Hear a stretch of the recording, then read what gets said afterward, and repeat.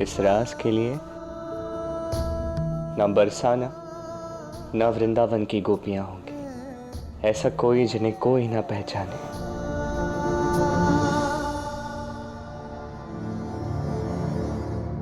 अब मेरी गोलोक की सखियों को मेरी सहायता के लिए आना होगा।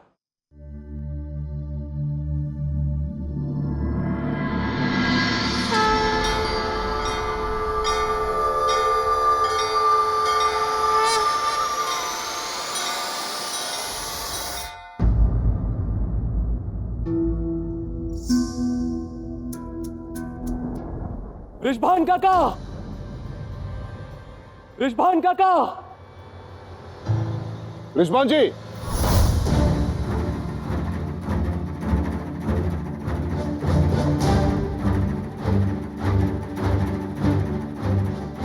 अयन,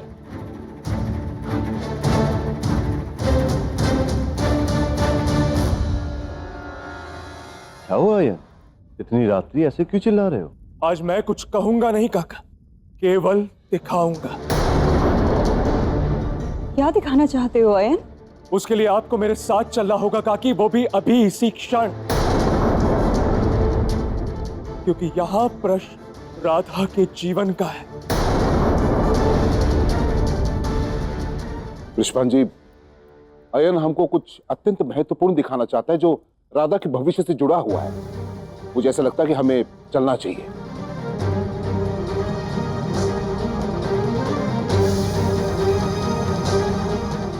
ये सब क्या हो रहा है? चलो राधा, तुम भी मेरे साथ चलो और देखो कि मेरे सहस्त्रों बार समझाने के पश्चात भी वो कृष्ण क्या कर रहा है।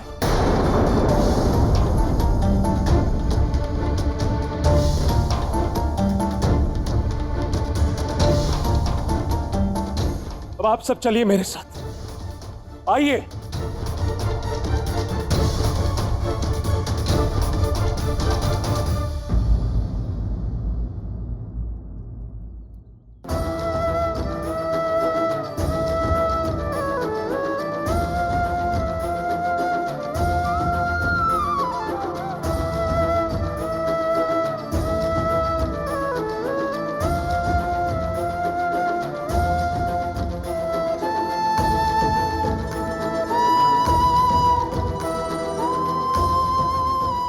किंतु ये तुम हमें कहाँ ले जा रहे हो अयन? आपको सत्य का दर्शन करवाने वृषभान जी, जिसे आप अच्छा मानते थे, उस अच्छाई से भ्रम का पर्दा हटेगा आज। वो कड़वा सत्य जो आपने कभी नहीं देखा, उसी सत्य को आपको दिखाने ले जा रहा है अयन।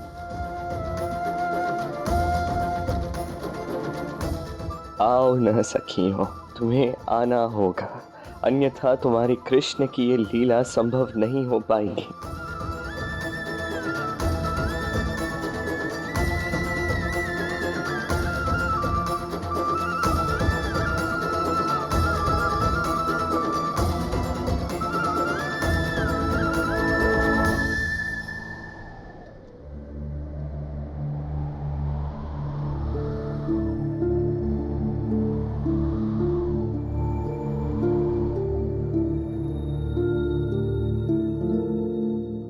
तो तुम आ ही गई सखियों।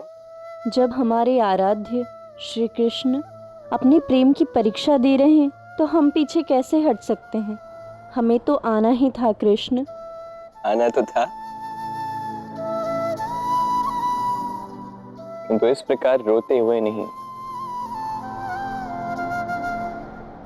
हमें हंसकर रास करना होगा। ये हमसे नहीं हो सकता श्री कृष्ण।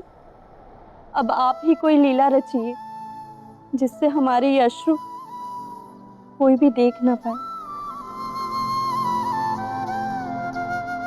रोएंगे तो कृष्ण भी, किंतु उन अश्रुओं को राधा के अतिरिक्त और कोई देख नहीं पाएगा।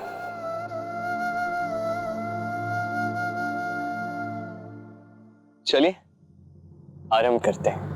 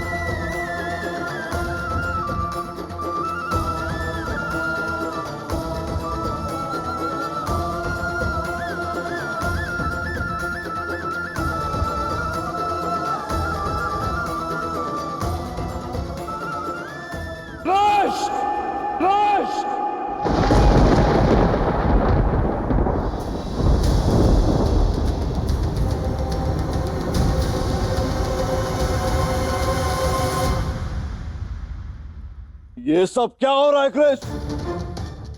इतनी रात्रि में इन सारी कन्याओं के साथ तुम यहाँ नृत्य कर रहे हो?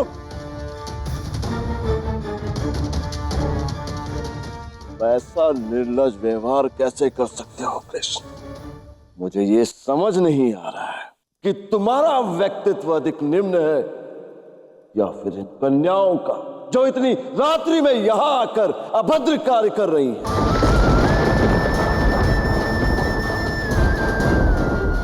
जिन्हें लोक लाज का भी भय नहीं है।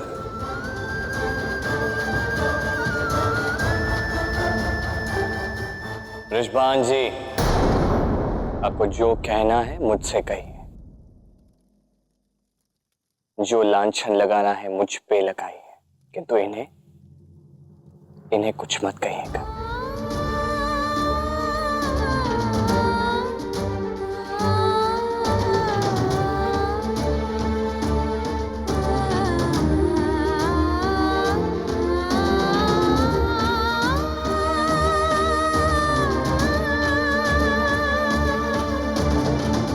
अब कहने को और बचा ही क्या है कृष्ण?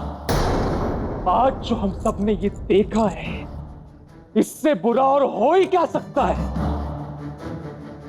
बरसाना के मुखिया वृषभान जी के होने वाले जमाई राजा इतनी रात गए इतने सारे पराये कन्याओं के साथ निर्लज के भांति नृत्य कर रहा है। वाह! बस यही देखना शेष रह गया था। तुम उदंड हो, अहंकारी हो, अभिमानी हो, इस बात का ज्ञात है मुझे कृष्ण, परंतु तुम इतने निर्लज्ज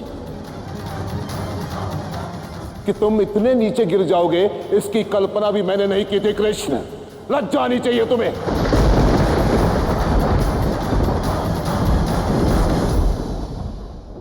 इसमें अनुचित क्या है? मेरी भी अपनी कुछ रुचियां हैं। कृष्ण! एक तो इतना नीच काम कर रहे हो, अब व्यर्थ में विवाद कर रहे हो।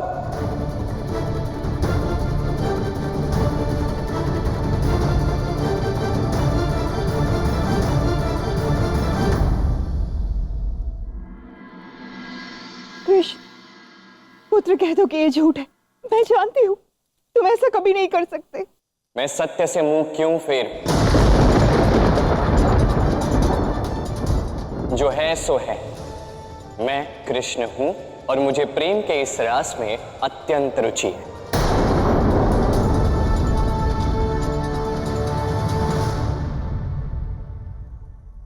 और इसमें कुछ भी अपमानजनक नहीं है, कुछ भी अनुचित नहीं है।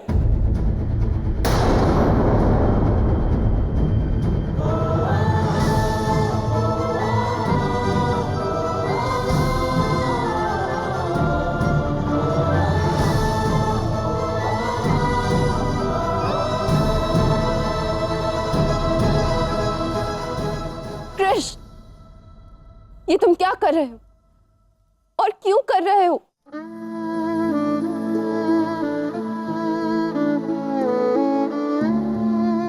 मैंने कभी नहीं सोचा था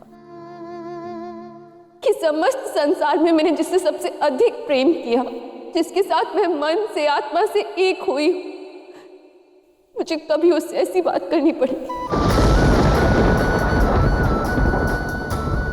इससे अधिक पीड़ा मेरे जीवन में ना ही कभी आई है और ना ही कभी आएगी। चाहे जो हो जाए, किंतु यह अध्याय मेरे जीवन का सबसे अधिक पीड़ादायक और दुखद अध्याय हो।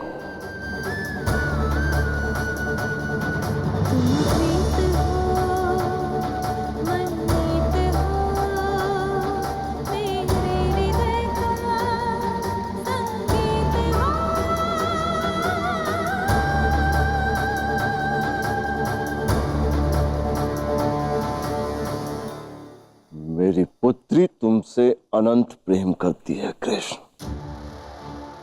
इसलिए यह विवाह नहीं रोक रहा हूं मैं।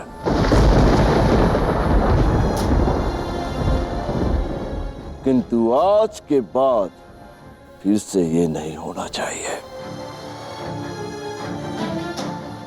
और इतना ही नहीं, आज के इस दुष्कर्म के लिए तुम्हें दंड मिलेगा और मैं स्वयं तुम्हें यह दंड दूंगा।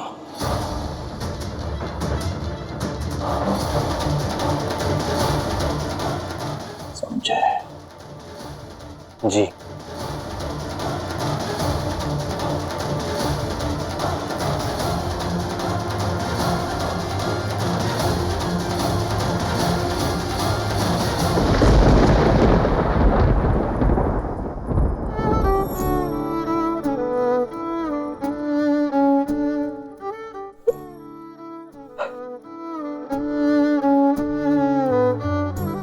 विरह का दूसरा बड़ा पहाड़,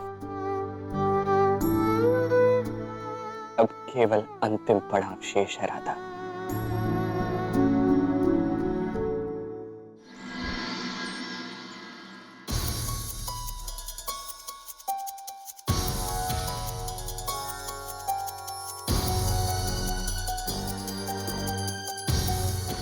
नंद जी, यदि ये बात सबके सामने प्रकट हो गई कि बरसाना का होने वाला जमाई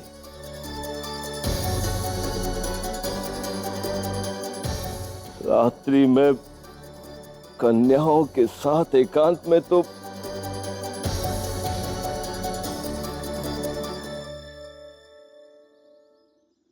नहीं वृषभान भैया, ऐसा संभव ही नहीं है। कोई कुछ भी कहे, किंतु मैं अपने कान्हा को अच्छी तरह से जानती हूँ। वो कदापि ऐसा नहीं कर सकता है।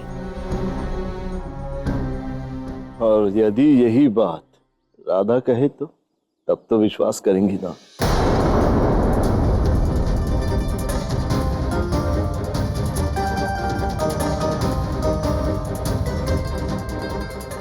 राधा, ये सत्य नहीं है। क्या तो हमारा कान्हा ऐसा कर ही नहीं सकता है, ये तो तुम जानती हो। ये सब जो कुछ भी कह रही है वो असत्य है ना राधा?